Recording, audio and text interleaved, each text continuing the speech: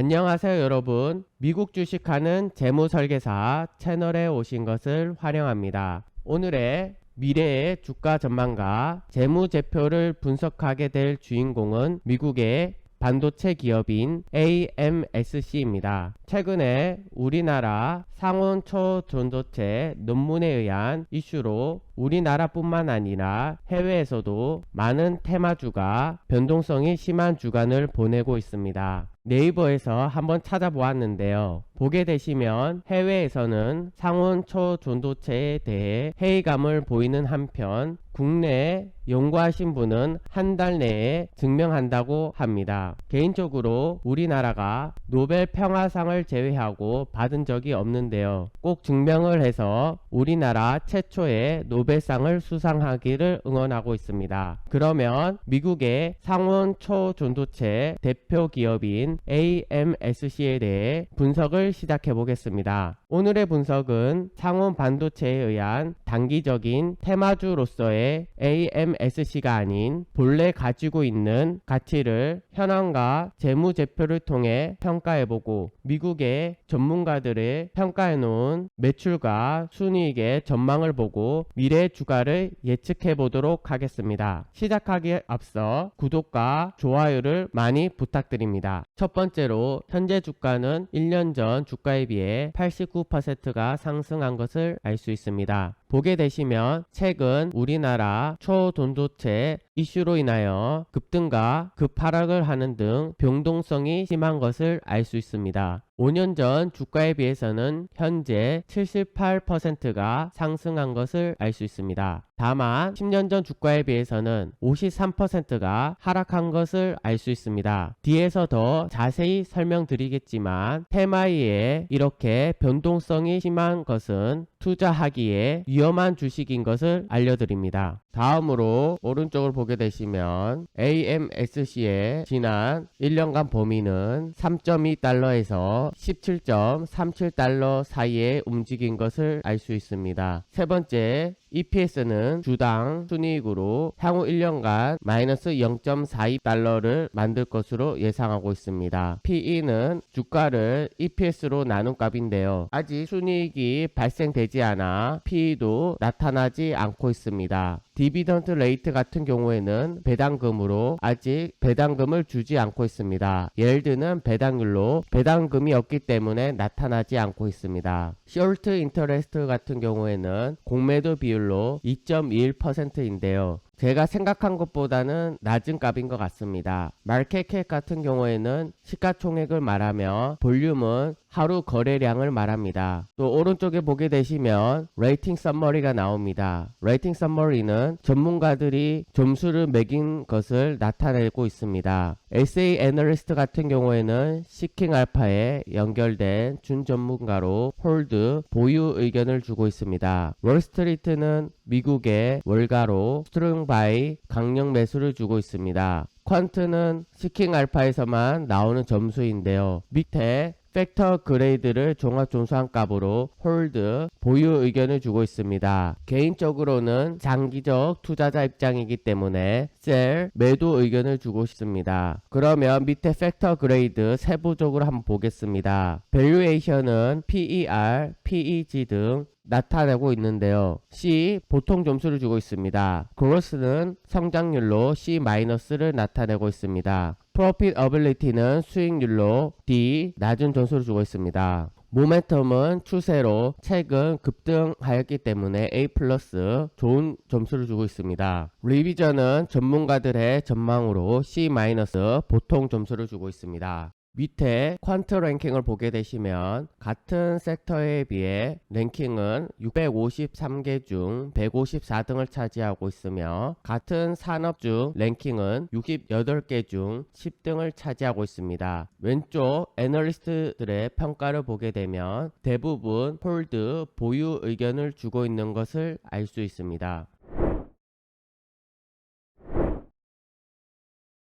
다음으로 재무제표에 대해서 알아보도록 하겠습니다. 재무제표에서는 손익계산서와 재무상태표, 현금흐름표로 구성되어 있습니다. 먼저 손익계산서에서는 매출액, 총이익, 영업이익, 순이익순을 보겠습니다. 매출액을 보게 되시면 최근에 들어 상승하고 있어 양호한 것을 알 수 있습니다. 다만 총이익을 보게 되시면 매출 원가의 상승으로 인하여 최근 들어 하락하고 있는 것을 볼 수 있습니다. 영업이익을 보게 되시면 판관비와 연구개발비 등 비용의 증가로 인하여 마이너스 폭이 커지고 있는 것을 알 수 있습니다. 순이익도 영업이익과 동일하게 적자폭이 지속적으로 커지고 있는 것을 알 수 있습니다. 적자폭이 커진다는 것은 위험하다는 것을 의미하므로 주의 깊게 모니터링할 필요가 있습니다. 다음으로 재무상태표에 대해서 알아보도록 하겠습니다. 재무상태표는 제가 미리 블로그에 올려놓은 것을 참고해 보겠습니다. 유튜브에 밑에 보게 되시면 제 블로그 링크가 있으니 구독자 여러분들도 들어오셔서 참고해 주셨으면 좋겠습니다. 보게 되시면 재무상태표에서는 재무 건전성을 판단하기 위해 유동비율과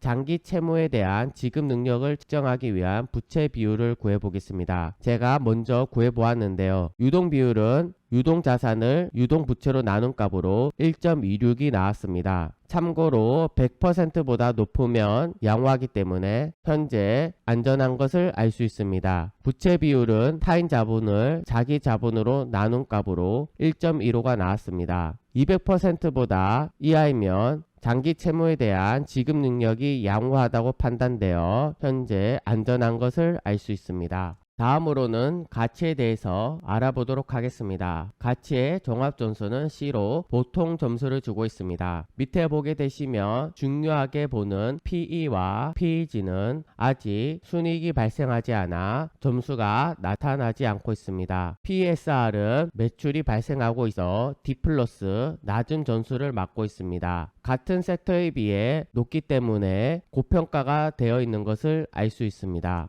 성장률에 대한 종합점수는 C-로 보통 점수를 주고 있습니다. 수익률의 종합점수는 D로 낮은 점수를 주고 있습니다. 아까 재무제표에서 보시다시피 총이익은 플러스인 반면 영업이익과 순이익은 마이너스를 기록하고 있으며 투자자들이 중요하게 여기는 수치인 ROE도 마이너스를 기록하고 있어 위험한 주식인 것을 알 수 있습니다. 다음으로 추세를 보게 되시면 종합점수는 A뿔로 높은 점수를 받고 있습니다. S&P 500과 비교하여 지난 1년간 S&P 500은 7.85%가 상승한 반면 89%가 상승하여 더욱 좋은 수익을 가져다 준 것을 알 수 있습니다. 단기적으로 매수 또는 매도할 때 많이 보는 차트인 RSI를 보게 되시면 현재 녹화일 기준으로 수치는 56.83이 나오고 있습니다. 70에 가까울수록 30에 가까울수록 감매도되어 다음에 오를 확률이 높습니다. 70에 더 가깝기 때문에 현재 매수보다는 부분적으로 매도하고 RSI가 떨어졌을 때 매수하는 것을 추천드리고 있습니다. 마지막으로 전문가들이 평가해 놓은 순이익과 매출의 전망치를 통해 미래의 주가를 계산해 보도록 하겠습니다. 많은 분들이 궁금해 하실 것 같아 뒤에 주가 계산하는 법에 대해서도 알려드리도록 하겠습니다.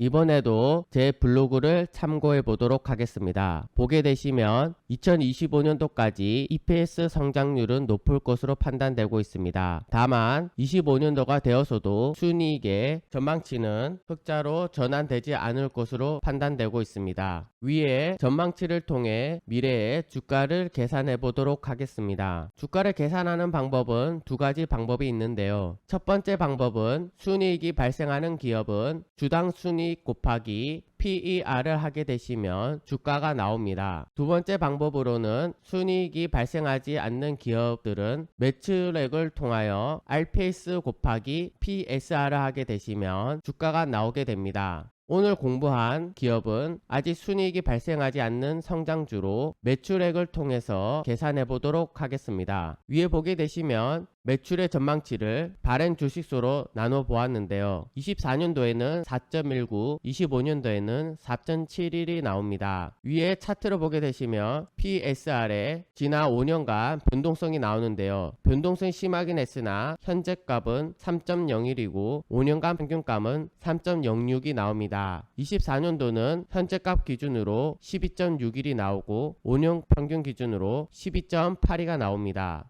25년도로 보게 되시면 현재 값 기준으로 14.17이 나오고 5년 평균 기준으로 14.41이 나옵니다. 다만 밑에 상승을 나타내는 것은 제가 이틀 전 주가에 비해 나타낸 값으로 보게 되시면 블로그를 쓸 때는 11.46달러인 반면 녹화일 기준은 10.31달러이기 때문에 상승폭은 더 클 것으로 예상되고 있습니다. 다만 종합적으로 분석해 볼 때 개인적으로는 잘 모르는 주식이고 현재 초전도체 테마로 인하여 변동성이 심하기 때문에 장기 투자로서는 위험한 주식인 것을 알려드립니다. 마지막으로 오늘 처음으로 주가 계산하는 법을 올려보았는데요. 괜찮으셨다면 구독과 좋아요 부탁드립니다. 오늘도 끝까지 시청해주신 구독자 여러분들께 대단히 감사드립니다.